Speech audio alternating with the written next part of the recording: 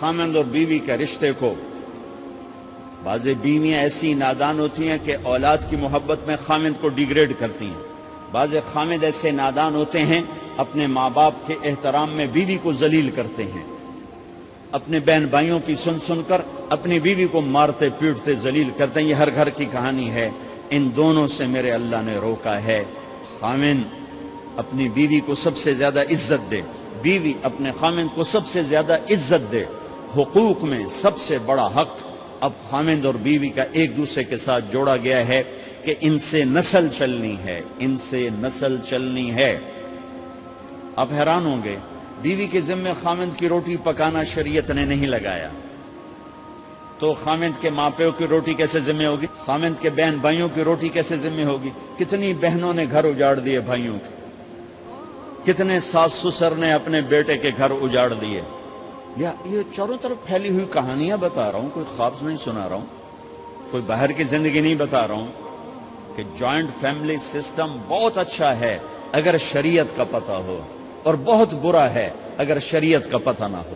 چڑا چڑی بھی اکٹھے ہوتے ہیں تو گھونسلہ الگ بناتے ہیں کہ ساس سورا کے دائیں سرتے نہ آ پاوے۔ شریعت نے یہ عورت آنے والی لڑکی کا حق رکھا ہے کہ اگر خامند کے پاس طاقت ہے تو اس کو الگ گھر دے۔ اگر وہ ڈیمانڈ کرے کہ آپ مجھے الگ گھر لے کر دیں تو یہ ماں باپ کی نافرمانی نہیں، یہ حق تلفی نہیں، اس آنے والی کا حق ہے کہ اس نے تیری نسل کو سنبھالنا ہے۔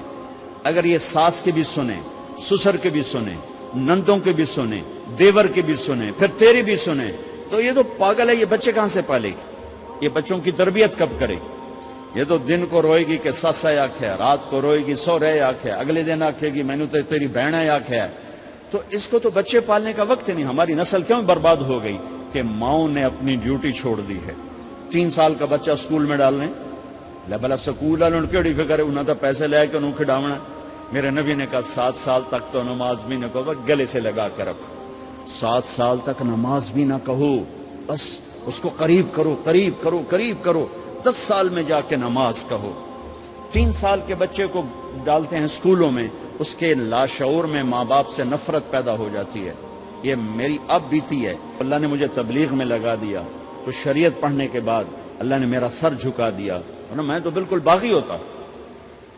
تو میرے نبی فرما رہے ہیں 7 سال تک نماز بھی نہ کہو، بس سینے سے لگا کے رکھو تاکہ تمہاری صفات منتقل ہوں اور تمہاری محبت ان کے اندر منتقل ہو۔ تو جب بیوی پر پورے گھر کا بوجھ پڑ گیا تو وہ اپنے بچوں کو کب پالے گی اور بچوں کی کب وہ تربیت کرے گی؟ وہ تو صبح سے شام تک چولہے پر تھک چکی ہے، اور اوپر سے جو تانے ہیں وہ الگ ہیں، جلی کٹی، کبھی ساس کہہ رہی، کبھی سسر کہہ رہا، کبھی بہنیں، کبھی دیور، تو وہ تو بالکل بیچاری پاگل ہو جاتی ہے۔ کہیں اس کا الٹ بھی ہوتا ہے، آنے والی ایسی آتی ہے کہ پورے گھر کو تباہ کر کے ماں باپ کو بھی دھکا دلا کے اپنے خامند کو لے کے نکل جاتی، ایسا بھی ہے لیکن یہ بہت کم ہے۔ ابتدائی رشتہ خامند اور بیوی ہے، خامند اور بیوی یہ ابتدائی رشتہ ہے۔ اللہ نے آدم کو بنایا اور حوا کو ساتھ بیوی بنایا، اولاد بعد میں دی۔ اور ایک اور بات، آدم کو بنا دیا مٹی کا پتلا کٹھا کر کے، مٹی کٹھی کر کے پتلا بنا دیا، 40 سال کے بعد روح ڈالی، چل بھائی جا جنت ہے، اور اکیلے بھیج دیا، بیوی نہیں دی۔ حالانکہ اللہ چاہتا تو ساتھ ہی حضرت حوا کی مٹی کا ڈھیر بھی لگا دیتا، اس کا پتلا بھی تھپ دیتا، فرشتوں سے تھپوا دیتا، اور پھر 40 سال کے بعد دونوں کو اکٹھا جنت میں ڈالتا۔ بہت سارے پیغام، اس میں بہت سارے پیغام، تاخیر ساتھ نہیں بنایا، دیر سے بھیجا، انتظار قدر کو بڑھانے کے لیے کہ عورت کی قدر کرنا، کمزور ذات ہے، کمزور مخلوق ہے، قدر کرنا۔ دوسرا، پہلے دن پتلا نہیں بنایا کہ ننگا پڑا ہو، عورت کا پتلا ننگا ہو، مٹی کا ہو، پتھر کا ہو، تو اس میں کیا کشش؟ تو ان مرد کے لیے کشش کوئی نہیں، تو فرشتوں کو کیا کشش تھی؟ پہلے دن سے عورت کو پردے میں بنایا، بے پرد نہیں کیا، بے پرد نہیں کیا، اس کا پتلا نہیں بنایا، اسے ننگا نہیں چھوڑا، اس کو پہلے دن سے کورڈ۔ اور کیسے بنایا؟ فرشتوں کو کی آنکھوں پہ پردہ اور آدم کو سلا دیا۔ آدم علیہ السلام سوئے ہوئے ہیں، فرشتوں کی آنکھوں کے سامنے پردہ ڈال دیا گیا. جب آدم اٹھے ہیں، اور ایک اور بات، جنت میں رہ کر بھی آدم علیہ السلام کا دل نہیں لگتا تھا، اداس اداس رہتے تھے. اماں آئی تو بابے دا دل لگا، تو اداس رہتے تھے جنت میں. جب آنکھ کھلی تو اپنے لیفٹ سائیڈ پہ ایک خاتون سر سے لے کر پاؤں تک لباس میں. آپ نے سنا ہے نا، یوسف علیہ السلام دنیا میں سب سے خوبصورت ہستی پیدا کیے گئے. یہ مردوں میں، عورتوں میں سب سے خوبصورت حضرت حوا کو پیدا کیا. کون ہے؟ کہتے ہیں اللہ کی آدم تیری بیگم. کون ہے تیری بیگم؟ نکاح پڑھایا.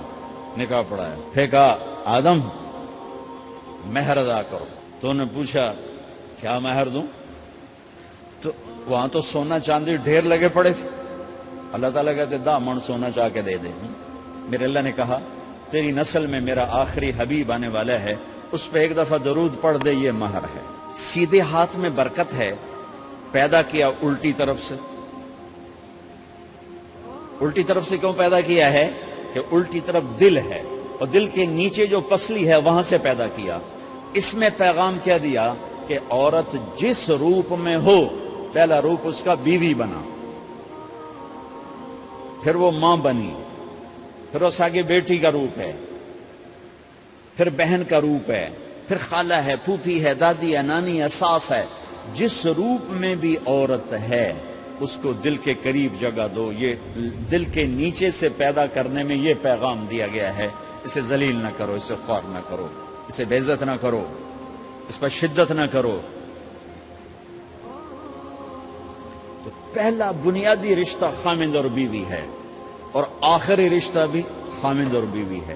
لیکن اس وقت ہمارے معاشرے میں خامند سے زیادہ اس کے ماں باپ حق جتلاتے ہیں، خامند سے زیادہ اس کی بہنیں حق جلاتی ہیں، خامند سے زیادہ اس کے رشتہ دار حق جتلاتے ہیں، اور جھوٹی سچی شکایتیں لگا کر بیوی سے متنفر کرتے ہیں، اور کہیں بیوی کو خامند سے متنفر کرتے ہیں.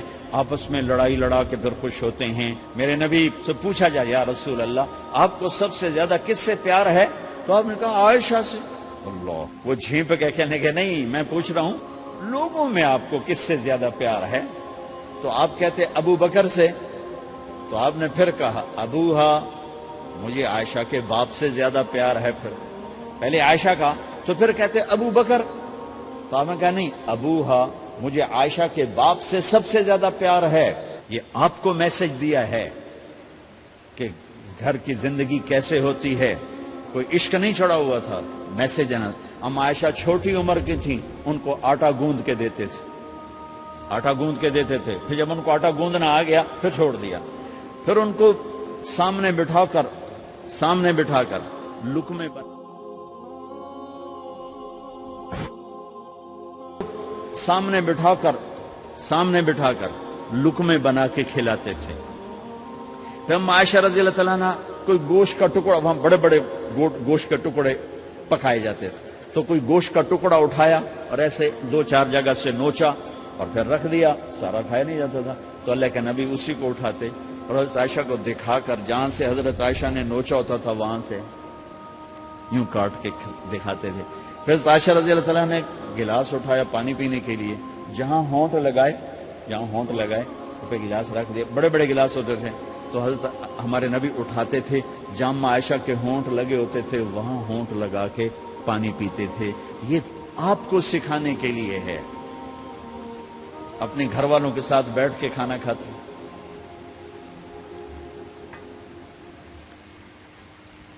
یہ میرے نبی کی معاشرت ہے، یہ میرے نبی کی زندگی. گھر میں جھاڑو دیتے، اپنے کپڑے خود دھوتے. کوئی چیزیں بکھری پڑی ہوتی تو بیوی کو نہیں ڈانٹتے، خود اٹھ کے سیٹ کر کے رکھ دیتے. گھر والوں کے ساتھ مل کر برتن دھوتے، صفائی کرتے، گھر والوں کے ساتھ مل کر. یہ میرے نبی کی ایک خوبصورت زندگی ہے. بھائیوں بہنوں، ہم بھلا چکے ہیں. بیوی کے لیے خامد کو سب سے بڑا حقدار. بعض لڑکیاں ایسی نادانی کرتی ہیں کہ شادی کے بعد بھی اپنے ماں باپ کی آنکھ کو دیکھ کے چلتی ہیں. شادی کے بعد سب سے بڑا حق خامد کا ہے. شادی کے بعد سب سے بڑا حق خامد کا ہے. ماں باپ پیچھے چلے جاتے ہیں، بہن بھائی پیچھے چلے جاتے ہیں. لیکن یہ نادانیاں بھی دیکھنے کو ملتی ہیں کہ شادی کے بعد بھی ماں باپ اپنی بچی کو اپنے قابو میں رکھنے کی ترتیبیں سوچتے ہیں تو وہ بھی اپنی بچی کا گھر برباد کر دیتے ہیں۔ میرے نبی سے پوچھا گیا یا رسول اللہ عورت پر سب سے زیادہ کس کا حق ہے؟ تو آپ نے فرمایا اس کے خامد۔ ایک خاتون ہے، یا رسول اللہ میری شادی ہو رہی ہے تو میرے اوپر میرے خامد کا کیا حق ہے؟ تو آپ نے ارشاد فرمایا تیرے خامد کے جسم پر زخم ہو، زخموں میں پیپ پڑ جائے اور تو اپنی زبان سے چاٹ چاٹ کے زخم صاف کرے تو تو نے اپنے خامد کا حق ادا نہیں کیا۔ خامد کو سمجھایا کہ سب سے بہترین مسلمان وہ ہے جو بیوی سے اچھا سلوک کرتا ہے، اور میرا سب سے اچھا سلوک ہے اپنی بیویوں کے ساتھ، یعنی قاب قوسین او ادنا آپ کا مقام ہے، اللہ پاک کا دیدار اپنی آنکھوں سے کیا ہوا ہے، اور آپ ہمیں معاشرت سکھا رہے ہیں کہ ایک جہاد کے سفر سے واپس آ رہے ہیں، ہم عائشہ ساتھ ہیں، تو آپ نے صحابہ سے کہا بھئی آگے چلے جاؤ، وہ سارے آگے چلے گئے۔ جب سارے نظروں سے غائب ہو گئے تو آپ نے کہا عائشہ دوڑ لگاؤ گی میرے ساتھ؟ عائشہ نے نہیں کہا، میرے نبی نے کہا دوڑ لگاؤ گی؟ آج کل کا کوئی علامہ بھی یہ نہیں کرے گا۔ عائشہ دوڑ لگاؤ گی میرے ساتھ؟ کہا جی لگاؤں گی۔ تو دوڑ لگائی تو عائشہ فرماتی میں آگے نکل گئی، اللہ کے نبی پیچھے رہ گئے، چاہے آپ جان بوجھ کے آستہ ہوئے ہوں ان کی دل جوئی کے لیے۔ کچھ سال گزر گئے، پھر جہاد کے سفر سے واپسی ہو رہی ہے تو آپ نے صحابہ سے کہا بھائی آگے چلے جاؤ، تو سارے آگے چلے گئے، غائب ہو گئے۔ عائشہ دوڑ لگائیں؟ کہا جی لگائیں۔ تو فرمایا کہ ان دنوں میں ذرا موٹی ہو گئی تھی، جب دوڑ لگائی تو اللہ کے نبی آگے نکل گئے، تو پھر آپ نے کہا عائشہ ہذہ بتلک، عائشہ اب تیرا میرا حساب برابر ہو گیا، اس دفعہ تو آگے نکل گئی، آج میں آگے نکل گیا۔ یہ میرے نبی کی معاشرت ہے کہ بھری محفل میں کہہ رہے ہیں مجھے عائشہ سے سب سے زیادہ پیار ہے، اور عرب میں عیب تھا، جیسے ہمارے ہاں بھی عیب ہے کہ کوئی بھری محفل میں کہ مجھے بیوی سے سب سے زیادہ پیار، تو تیری ماں کتنے گئی؟ ماں کا اور خانہ ہے، بیوی کا اور خانہ ہے، ماں کی اور جگہ ہے، بیوی کی اور جگہ ہے۔ تو میں آپ سب سے کہتا ہوں ماں باپ کی وجہ سے بیویوں پہ زیادتی نہ کرو، بیوی کی وجہ سے ماں باپ پہ زیادتی نہ کرو۔